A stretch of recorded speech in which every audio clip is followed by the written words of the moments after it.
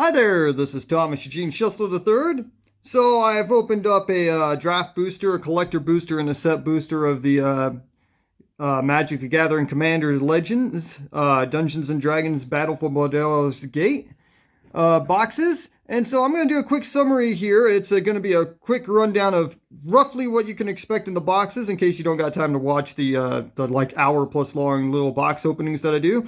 So as far as tokens go, mainly you're going to have, you got all kinds of different types of tokens, but mainly you're going to be producing a shit ton of treasures. There's a lot of treasure producers inside this set.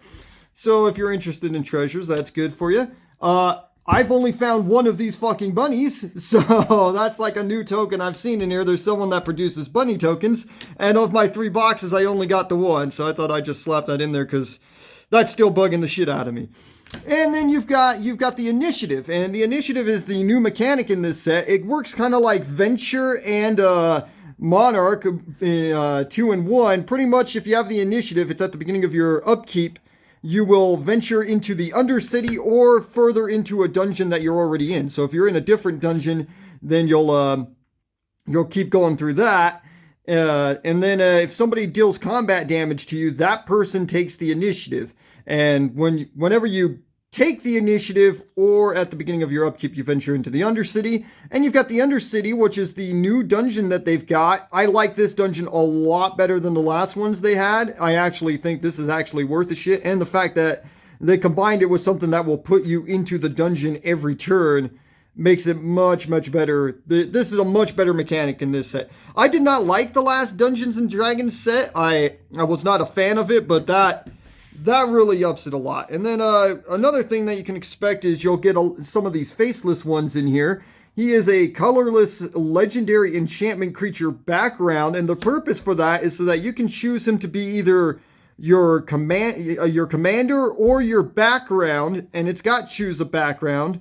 And the point of that is if you don't draft the colors that you need or want, you can choose a color for this guy, and it adds that color to your commander deck.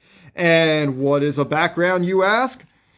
Well, backgrounds are single color legendary enchantments that you can pair with your commander if your commander has got the ability to choose a background. I've got them off to the side here somewhere. Let me hunt them down real quick. Oh boy. There we go. Okay, I got them right there. Okay. So anyway, if your commander's got choose a background, you can choose one of these legendary enchantments. And they work just like a commander. They will add that color identity to your deck, and then you can play them. If they're destroyed, they go back to the command zone. If you can choose to put them in the command zone and pay the commander tax to play them once again. And each one of these backgrounds will give your commander an additional ability or sets of abilities. So it's something to boost your commander and add a color identity to your deck. And if you think that overpowers your commander, well, the good news is, as you can see, I've got a bunch of legendary creatures here with choose a background, and you'll notice something about them all. They're all single colored creatures. So pretty much the choose a background thing is just to splash another color into your deck. They're only single color commanders. Some of them are obviously stronger than others, but the fact that you have to have the choose a background mechanic with it does help kind of balance it so that it doesn't overbalance the commander there. And before we go further on, this is the alternate artwork of the Dungeons and Dragons set.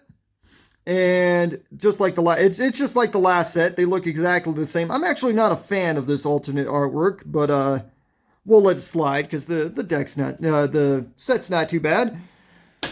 So, what else can you expect? Well, another mechanic that's returning. I've got this here because you'll notice it says if you have your party, as long as you have a full party, the party mechanic has returned where if you have a cleric, a rogue, a warrior, and a wizard are in your party, you have a full party. So if you have one of that creature type, it adds 1 to your party. You can have up to 4 for a party.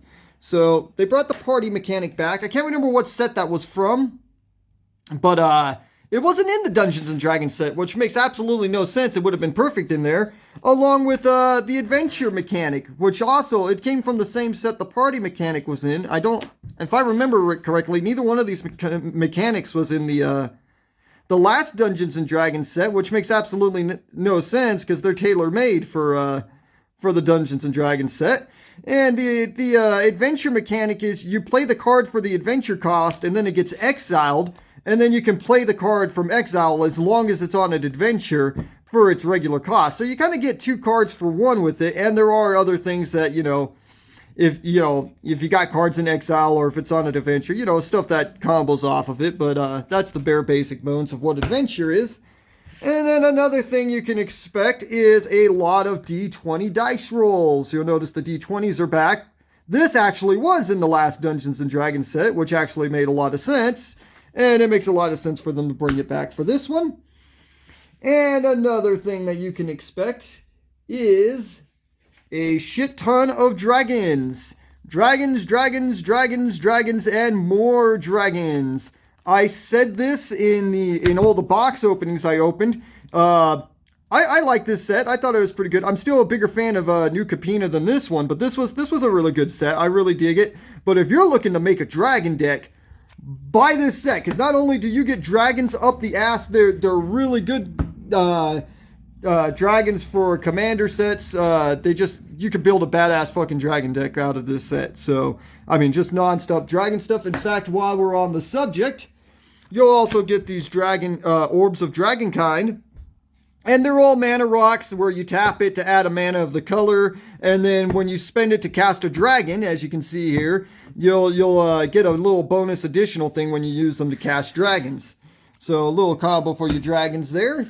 Another thing you can expect is a shit ton of gates. Gates, gates, gates, and more gates. In fact, Baldur's Gate. The gate from the set makes perfect sense to put that in there. This is actually a really damn good card. And it actually just missed making I'm going to show my 5 favorite cards from this set. And I was tempted to put it in there, but it just, I've only got 5 cards that I can put. And it just didn't make it, but it's really good.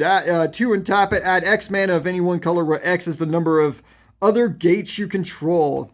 So, and it's got plenty of gates, so to make that useful. So just gates, gates, gates, and more gates, man. You'll get all kinds of mana rocks in here, including the diamonds. 1 of each of the diamonds, just tons of mana rocks, all of them doing different stuff. Some of them more spiffy than others, obviously, but plenty of mana rocks for you for your commander deck. And another thing you're going to get all, creature types that you're going to get: humans, rogues, elves, clerics, tieflings, human rogues, soldiers, wizards, gnomes, elves, real Dungeons and Dragons type stuff. You get a lot of those types of creatures in there: gnomes, wizards, humans, soldiers, elves, so real Dungeons and Dragony, of course. And then you'll also be able to find 1 of each of these invokers. And the invokers have a tap. They all have tap 8 mana, and then they'll do something for that 8 mana, obviously. That's a shit ton of mana to tap for that. And you're also going to get the impetus cards. And each one of these is an enchant creature card that attaches to a creature and goads it. And if you don't know what goading is, it means that creature has to attack every combat able and attack a creature player that is not you. So it will be attacking someone besides yourself. And when all of these, when they goad that creature, they do other stuff on top of it. Goading is a very big mechanic in this set, which makes sense. Commanders are usually big, 4+ player games. So it's actually a useful mechanic in Commander. You're also going to find this Miraid. I pronounce it Miraid. I don't know how the fuck it's pronounced, but you're going to find this mechanic in there. This one barely missed my top 5 too. This one, equipped creature has Miraid, equipped 4. It costs 2 to play.